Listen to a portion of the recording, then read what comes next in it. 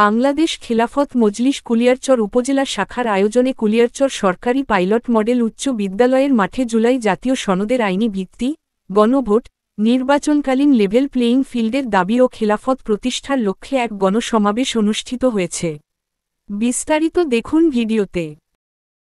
সেই অবস্থায় প্রত্যক্ষ করি, সেই জন্য আপনাদের কাছে একটা অনুরোধ থাকবে যে জুলাই আমরা রক্ত দিয়ে যে জুলাই অর্জন করেছি, এই অর্জনকে যদি আমরা বজায় রাখতে চাই তাহলে এমন একটি নেতৃত্ব অর্জন আমাদেরকে আমাদের নেতৃত্বের আসনে আসীন করতে হবে।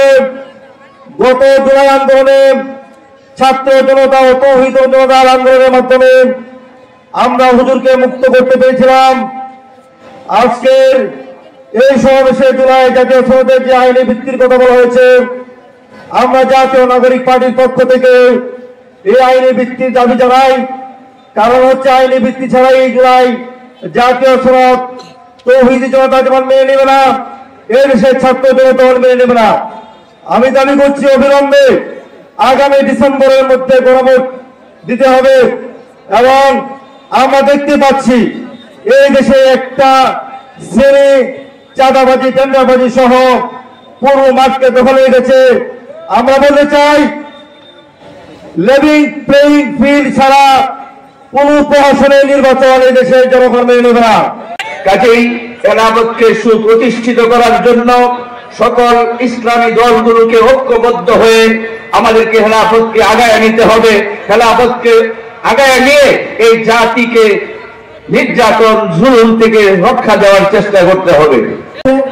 এদের স্বাধীনতা অর্জন করেছে 56 বছর হয়ে গেল, 56 বছরের পরেও স্বাধীনতার স্বাদ আমরা ভোগ করতে পারি নাই। আমরা দেখেছি স্বাধীনতার পরে যেই জন্য এই জাতি রক্ত দিয়ে স্বাধীনতা অর্জন করেছিল, যে একটি বৈষম্যহীন সমাজ বিনির্মাণ করবে, একটি সুন্দর সমাজ বিনির্মাণ করবে, একটি দুর্নীতিমুক্ত সমাজ বিনির্মাণ করবে। আমরা আজকে 56 বছর পরেও এসে দেখি সেই কুয়া থেকে আমরা উদ্ধার পাই নাই।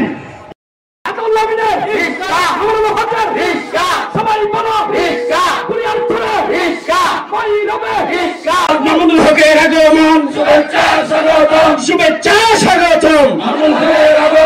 অবৈনেতা আছে, নামটা কি তার?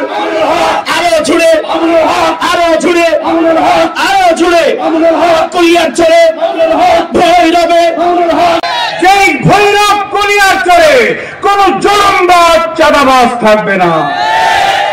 সুতরাং যদি একটা সুন্দর সমাজ, একটা আদর্শ রাষ্ট্র যদি আমরা গঠন করতে চাই, তাহলে দুর্নীতিবাজদেরকে দিয়ে হবে।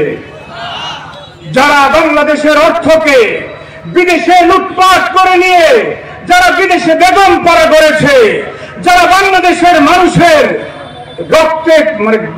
রক্ত ঝরানো পয়সাকে নিজেদের পকেটে ভরার জন্য 24 ঘন্টা ফিকির করে, যারা বাংলাদেশের নদ নদীগুলোকে, এই নদীগুলোকে মাটি তুলে নদীর ভবিষ্যৎ নষ্ট করে, যারা বাংলাদেশের সীমানা বিক্রি করে পকেট ভরতে চায়, এই ধরনের নেতাদেরকে দিয়ে বাংলাদেশের উন্নতি হবে না।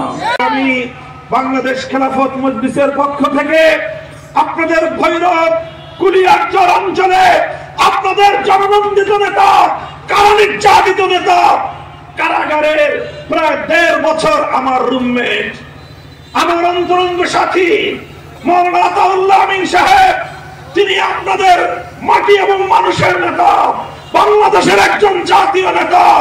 তিনি যদি আগামী দিনে আপনাদের নেতৃত্ব দেওয়ার সুযোগ পান, আমরা দায়িত্ব গ্রহণ করে বলছি ইনশাআল্লাহ কুলিয়ারচর এবং ভৈরবের শুধু নয়, বাংলাদেশের রাজনীতিতে তিনি গুরুত্বপূর্ণ ভূমিকা রাখবেন ইনশাআল্লাহ।